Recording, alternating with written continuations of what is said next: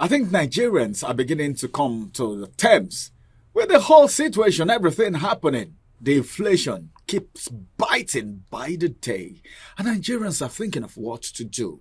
A lot of people have complained of so many things that they feel could be responsible for this hunger, especially the one that has led to the inflation that is stepped down, and the ripple effect is hunger in the land. My name is Ramsey, and a special welcome. When you hear my voice like this, with this sitting arrangement, you already know we want to talk about something very topical that has to do with you and everyone in Nigeria. Welcome to Review this morning. And joining me on Review is Michael Ekenedele-Chukwu. Good morning, Michael. Good morning, Ramsey.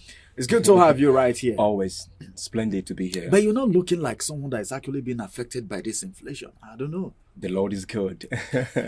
I enjoy divine supply. Divine supply. That's our prayer. That's what we actually wish for. And that is our desire on a daily basis. Let's get down to what the traders are saying. The traders are urging the federal government to tackle insecurity, all right, to handle the inflation case that we have right now. So what do you think about that? Can we say insecurity is part of the things that has led to inflation? Absolutely. Over the years, the giant of Africa, as is known, has been bedeviled by insecurity, banditry, kidnapping, terrorism, particularly affecting states that are agriculturally based, that have agriculture foundation, the farming states, the states that have more farmers, Benue, Enugu, some northern states that we know averagely produce massively. And some states in the West. Yeah, in the West also that massively produce. Remember how the Western governors came together, chaired by Governor Oweleke, and said, hey, we want the Western states to also go into massive farming to curb the surge of food scarcity and inflation. It is happening for so many years now, and it needs to be tackled before we can talk about economic viability and prosperity. And it's about time that we talk about it, because averagely farmers have said that, market women have said that, business owners have said the same thing. Now experts and stakeholders in agriculture have said the same thing. We want the government to help us tackle insecurity, and also tackle the contentious issue of multiple taxations and levies placed on food, transportation. Transporters will tell you before you move commodity from one state to the other, you pay excessively, and it is becoming outrageous. That's apart from the fuel scarcity. Absolutely. They don't have fuel, and they will also have to pay heavy taxes. Yeah, absolutely. Right, to get to the final imagine consumer. fueling your car in some states is 700, 750, 1,000, and you have to pay for a liter. Yeah, and you're about to move some bags of beans or rice or 2 bags of yam. Imagine. Let's say from Oyo to Ipetu, which is Shu State, and you're meeting multiple levy tax force just from. You meet produce. Yeah, you meet livestock. You meet tax force. You mean state badge. They'll tell you sticker. They have so many names, and that influences the prices of commodities in the market. All right, let's come down to this now. Okay, the traders are the ones saying, urging the federal government in form of an advice in the way that they should tackle insecurity. But then the inflation, the prices of commodities in the market is on the rise. Okay. Then a lot of people fault the traders most times because they are the ones selling. And they are the ones who have the direct contact with the consumers who are feeling this heat. Yeah. All right. So most times the blame goes to the trader before it even gets to the federal government or whoever that is responsible. Very well. But then let's look at it now. In this part of the world, like you always say, when the price of commodities go up, it doesn't come down anymore.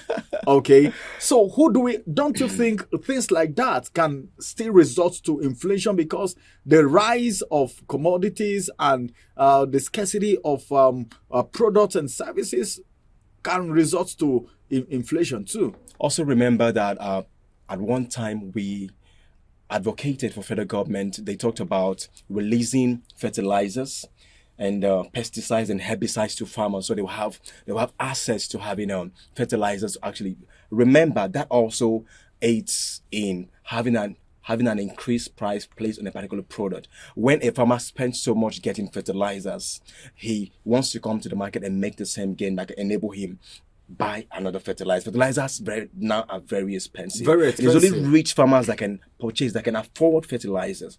The local manures we know, sir, those who produce massively in terms of agricultural products need fertilizer. If you have so many farms, you need fertilizers, and you need to employ workers. You need tractors. You need these machinery that aids farming. And before you can do these things, employ the workforce and all that, buy tractors, sir, everything surges, calculated. It culminates a high price placed on a particular commodity in the market. Sometimes I don't blame the sellers in the market. Most times I blame the government who has not subsidized. But there are still some people, some traders who take advantage of this situation Absolutely. to exploit Nigerians. We are not taking that for granted. Like, we have unscrupulous farmers who just want to build houses. You know, they outrageously inflate prices, sir. You go to a shop, you find out that there's disparity in the prices of one particular commodity. You're trying to bag a bag of water, you go to a place and you see 250, another place you see 400.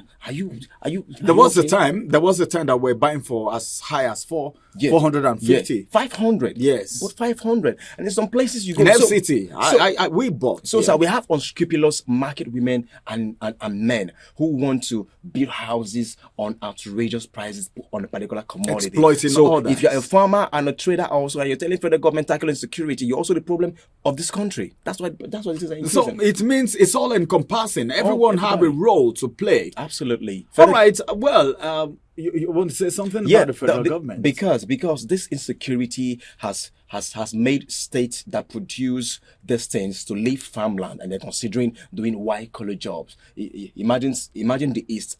No wonder the city is saturated. Yeah, that's why we have influx of population in the municipal areas. Lagos, Abuja, people are beginning to leave localities because they want to find white-collar jobs. Agriculture is very, very lucrative. And it's so lucrative. It's a whole lot of money in agriculture, but then, do you want to go to farm to produce food and then they behead you? Banditry in every state, kidnapping, terrorism. So no state is actually safe right now. It is very, very appalling. You go to farm and then you see blood spill. The last time I heard that from my state, I shed tears. People were going to farm to produce. Which state is that? Enugu State. Enugu State. Specifically, some local government. Enugu, states in... before now, we thought this thing is prevalent in the north. Just the north, yeah. Then you talk about the north central, but now it's spreading to even the east, the farmers to the south, clash, the farmers Benue. How are they able to get into all this nook and crannies of the country? Is it that securities do not check the borders? And remember, these guys that are bandits are allowed to carry weapons around. It is very, very, very unscrupulous to see people, Fulanis or bandits, carrying machetes, and they are unchecked. You don't even check their bags because they are rearing cows, and you don't know what they have in their bags. These are the guys that perpetrate these things in the farm. Sorry to say. All right. Well, this is it. Well, so many times we come up like this and we say things that are very vital.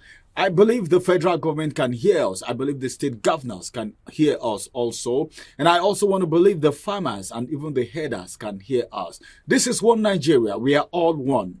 Let's do everything to make this nation a great nation that we have always prayed for. Thank you very much, Michael, for adding your voice to the conversation. If we had time, I would have allowed you to continue because this is very vital, informational, and educational. But then I think the bottom line is that everyone have a role to play. Stop taking advantage of people because the price of fuel is high for transporters and for traders and even the federal government. Everyone should play their role accordingly. My name is Ramsey Enoch. We'll come on your way again, same time, same station. And that's going to be tomorrow. Bye-bye and have a wonderful week ahead of you. Follow us on our social media handles at Oweleke TV.